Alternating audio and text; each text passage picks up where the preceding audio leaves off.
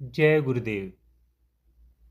एक भक्त, क्षमा करें महाराज जी, गंगा जी की उपमा किसी समय ठीक होगी, किंतु आजकल तो प्रत्येक नगर के गंदे नाले गंगा जी में डाल दिए जाते हैं, जिससे गंगा जल भी दूषित हो गया है।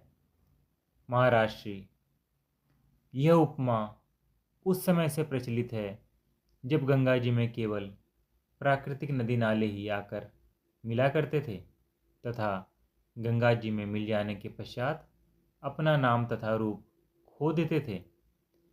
अंतर गंगा जी की क्रियाशीलता तथा प्रभावशीलता में तब तक कोई अंतर नहीं आता जब तक अंतर में संस्कारों के शुद्धिकरण का क्रम सामान्य रूप से चलता रहता है, किंतु जब उसमें वर्तमान कर्मों की गंदगी तथा अपवित्रता का भार आ पड़ता है तो क्रियाओं में अंतर आ जाता है। या तो क्रियाशीलता बंद हो जाती है या उसमें विकृति आ जाती है। इसी प्रकार पवित्रता की भांति ही उत्तमता तथा निष्कृष्टता का लक्षण भी सापेक्ष है। जगत की उत्तमता निष्कृष्टता को ध्यान में रखकर ही अंतर शक्ति को उत्तम कहा गया है। जगत में कोई पदार्थ कभी उत्तम माना जाता है तो कभी निष्कृष्टता की श्रेणी में गिना जाता है।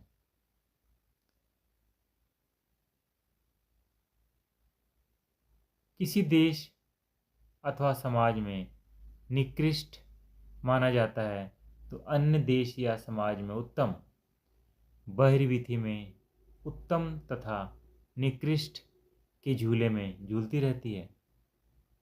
उसका स्वरूप, गुण तथा धर्म उत्तमता तथा निकृष्टता के साथ परिवर्तित होता रहता है। बहिर्विधि में चैतन्य शक्ति चेतना का रूप धारण कर स्थूल इंद्रियों तथा दृश्यमान जगत के आधार पर अपनी क्रियाशीलता प्रकट करती है, जबकि अंतर्विधि में चैतन्य शक्ति अपनी शुद्धावस्था में संस्कारों के आधार पर कार्यशील होती है। चेतना मन के संकल्प तथा प्रेरणा के अधीन कार्य करती है। अंतर शक्ति पर किसी की अधीनता या प्रेरणा की व्यवस्था नहीं होती। संस्कारों का क्षय उसकी लीला या खिलवाड़ होता है। वह स्वयं सर्वमुक्त है तथा संस्कार क्षीण करके जीव को भी मुक्ति पथ पर आरूढ़ कर देती है। कोई जीव पराधीन बना रहना चाहे तो उसकी इच्छा, तब शक्ति अपनी स्वाधीनता स्वतंत्रता को अक्षुण्ण बनाए रखते हुए जीव के संकल्पानुसार क्रियाशील बनी रहती है। जब जीव में मुक्त होने की जिज्ञासा जाग उठती है तो उसे मुक्त कराने के लिए अंतर शक्ति आगे आ जाती है। जीव को उसका निर्देश होता है, हे जीव, अब तक तुम संस्कारों वासनाओं की दास्ता में पड़े रहे तथा मुक्ति प्राप्ति के लिए तड़पते रहे, किंतु कभी मुक्त नहीं हो पाए। अब मेरे दास हो जाओ, जैसे मैं चलाऊं चलते रहो। मेरे प्रति पूर्ण समर्पण, मेरी दास्ता में तुम्हारी मुक्ति निहित है। अभी तक जीव उत्तम को जगत में खोजता रहा था। जगत का उत्तम जीव को लेकर कभी उत्तमता के शिखरों पर जा चढ़ता था तो कभी निकृष्टता की गहरी अंधकार में घाटियों में जा उतरता था। जीव ऊपर नीचे के छलावे में माया की अधीनता दास्ता में भटकता रहा था। जब अंतर जागृत शक्ति ने उसका हाथ थाम लिया तो उसे मुक्ति की आशा की किरण दिखाई दी। जो कार्य जगत का कोई पदार्थ या परिस्थिति नहीं कर पाती, वह कर पाना अंतर शक्ति के लिए सहज सुलभ है। अतः शक्ति सर्वोत्तम है। मुक्त गगन में विहार करती रहती है। जिस अंतर मार्ग पर वह विचरण करती है वह मार्ग भी उत्तम है। जगत तो शुभाशुभ कर्मों, चेष्टाओं, घटनाओं में ही लिप्त बना रहता है। अब अंतर्विधि तथा बहिर्विधि का अन्य एक भेद आप लोगों के समक्ष कहता हूँ। अंतर्विधि अत्यंत सूक्ष्म एवं अदृश्य होने पर भी उसमें घटित होने वाली अंतर्धाराएं, चेष्टाएं, लीलाएं, क्रियाएं एवं अंतर्वेदनाएं अनुभव की जा सकती हैं। ऐसा नहीं कि सब जवानी जमा खर्च है, किसी माया नगरी की कल्पनाएं हैं अथवा आकाश में फुलवाड़ी लगाने के समान है। इन्हें अपने अंतर में अपने से भिन्न अनुभव किया जा सकता है। एक भक्त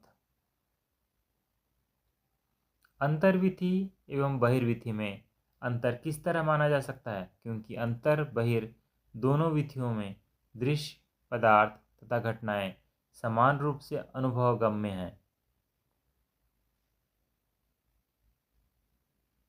महाराष्ट्र बहिर्विधि के दृश्य पदार्थ तथा घटनाएं आदि स्थूल हैं तथा स्थूल इंद्रियों से अनुभवगम्य हैं, जबकि अंतर्विधि की घटनाएं तथा पदार्थ आदि स्थूल इंद्रियों से अनुभव में नहीं आ सकते। जब तक क्रियाओं का आधार स्थूल शरीर बना रहता है, केवल तभी तक स्थूल इंद्रियां स्थूल क्रियाओं को अनुभव कर पाती हैं। इनमें आने वाले आनंद से स्थूल इंद्रियां फिर भी अनभिज्ञ ही बनी रहती हैं। इंद्रियों का क्षेत्र विषय भोग के आनंद को अनुभव करना है। जैसे जैसे क्रियाओं का आधार स्थूल इंद्रियों से ऊपर उठकर सूक्ष्मता धारण करता जाता है, अंतर्विधि में घटित होने वाली क्रियाएं स्थूल इंद्रियों की पहुंच से दूर हटती जाती हैं।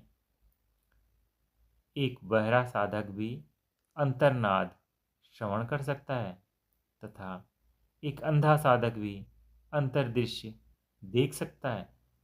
सामान्य जीव की ज्ञानेंद्रियां स्थूल ज्ञानेंद्रियों के संयोग से जगत का ज्ञान प्राप्त करती है, किंतु अंतर्शक्ति की जागृति हो जाने पर सूक्ष्म ज्ञानेंद्रियां स्थूल ज्ञानेंद्रियों के माध्यम के बिना ही अंतर्लीलाओं का आनंद प्राप्त कर सकती है। जय गुरुदेव।